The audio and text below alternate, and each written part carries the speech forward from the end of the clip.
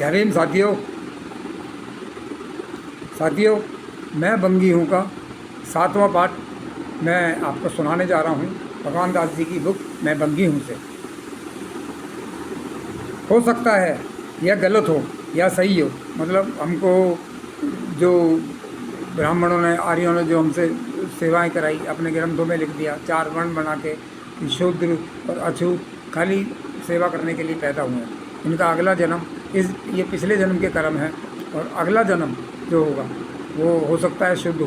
तो हमारे पीढ़ियाँ की पीढ़ियाँ निकल गई अगले जन्म को सुधारने में, पर जाति पेट से ही आती है, कोई कर्मों का वो नहीं है।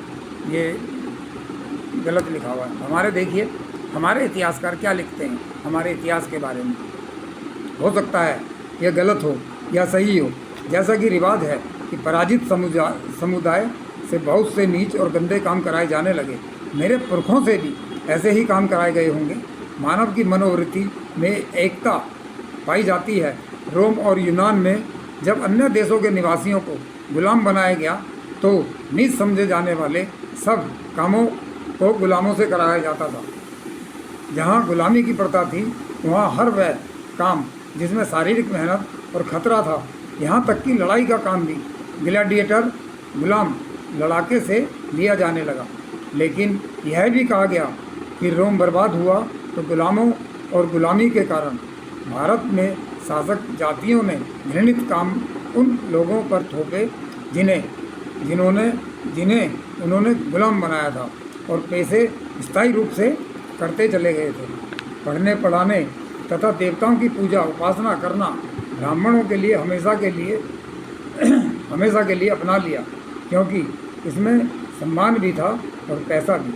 देवताओं और भगवानों से सीधा संपर्क रखने वाले पुरोहितों का पूरे समाज पर दबदबा रहता था और उनका दर्जा सबसे ऊंचा समझा जाता था। लड़ने का काम उन लोगों ने अपनाया जो शक्तिशाली थे। ब्राह्मण उनसे बिगाड़ नहीं सकते थे, इसलिए उन्हें वर्ण में दूसरा स्थान दे दिया। मेरे पूर्वज वीरता से लड़े थे, हमारे पूर्वज जो थे बहुत वीरता से लड़े।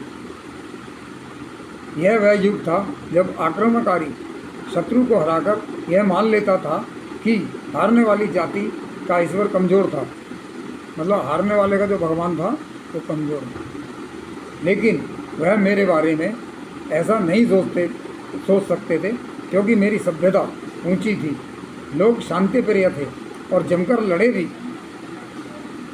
लेकिन युद्ध में हार होने के कारण नए नए शस्त्र तथा घोड़ों का प्रयोग भी था। शांति प्रिय सभ्य लोग अच्छे लड़ाकू नहीं बन सकते। सभ्य शांतमय जीवन उन्हें कुछ हद तक कमज़ोर बना देता है, या वे लड़ाई से घृणा करने लगते हैं। यानी हम लोग बहुत शांत स्वभाव के लोग थे। बुद्धिस्ट लोग ऐसे ही होते हैं, सब ऐसे ही होते हैं सारे बुद्धिस्ट लोग। वो बड़े ज्ञानवान और शीलवान प्रज्ञावान बुद्धिस्टों में, उन्हें लड़ाई झगड़े से कोई मतलब नहीं है। उनको अच्छे से अच्छा अपने, अगर किसी से कुछ लेते हैं तो उसके बदले में कुछ देते हैं। बुद्धिस्टों का इतिहास ही अलग इतिहास है। तो ये कारण ही है कि भारत में बुद्ध का इतिहास पढ़ाया नहीं गया, और बुद्ध को 9वां अवतार बना के, विष्णु का 9वां अवतार बना के घोषित कर दिया।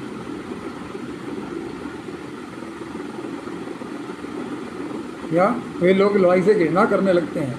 हर आक्रमणकारी नया जोश लेकर उभरता है और सफलता प्राप्त कर लेता है, लेकिन समय के साथ वह भी शांत तथा उम्र के साथ साथ कमज़ोर होता चला जाता है। मेरे देवताओं और भगवानों से वे डरते थे, इसलिए मेरे भगवानों को भी उन्होंने अपना लिया। लेकिन मेरे ईश्वर पर वे प्रसाद नहीं चढ़ाते थे, पानी चढ़ाते थे। देखिए लोग, देख लिया साथियों, सुना ये इतिहास में लिखा है कि हमारे भगवानों पे, हमारे तो भगवान बुद्ध भगवान है, तो उन पे ये पानी चढ़ाया करते थे। हम में से कुछ लोग आज़ादी की खोज में निकले और छोटे छोटे कबीलों के रूप में जंगलों में बस गए, और कुछ छोटी टुकड़ियों में बट जाने के कारण अन्य राज्यों रियासतों से दूर तक लड़ते मरते भटकते फिरे। ऐसे कबीलों के बारे में आपने पढ़ा होगा कि नगर नगर फिरते थे, या नगरों और गांवों के बाहर रहते थे। उनको किरात, बेदार आदि नामों से संबोधित किया जाता था। आज भी संथाल, उराव, भील, गौड़, मुंडा, कोल, बस्तर आदि का जीवन कुछ वैसा ही है। वे उन्हीं लोगों की औलादें हैं वे शहरों से बाहर जंगलों में रहते थे। वे जंगली जानवरों की तरह शिकार तथा फलों आदि पर गुजारा करने लगे थे। लेकिन मैं शहर और गांव से निकल कर आया था, फिर से शहर और गांव के निकट आकर बसने लगा। मैं शहरों से ही निकल आया था, फिर दोबारा गांव के और शहरों के किनारे बसने लग गया। जीवित रहने के लिए जो कुछ काम मिल सकता था करने लगा। कोई मुझे अंतवासी कहने लगा, कोई अंत्य या चंडाल। मैं मुख्य धारा से कट गया था। शायद ऐसे ही मेरे पूर्वज थे। उनके भगवानों, उनके रीति रिवाजों, खाद्य पदार्थों, वस्त्रों की झलक आज भी मेरे कबीले में नज़र आती है।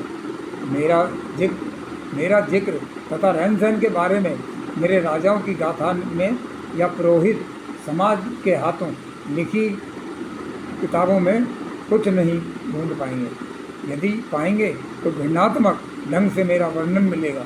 हालांकि मुझसे दूर रहने की हिदायत आपको मिलती रहेगी, क्योंकि मुझे अछूत घोषित कर दिया गया था। फिर भी वे मुझे भूमि पुत्र मानकर चलते हैं। ताजपोशी के समय राजा मेरे खून से अपने माथे पर तिलक लगवाना चाहते हैं।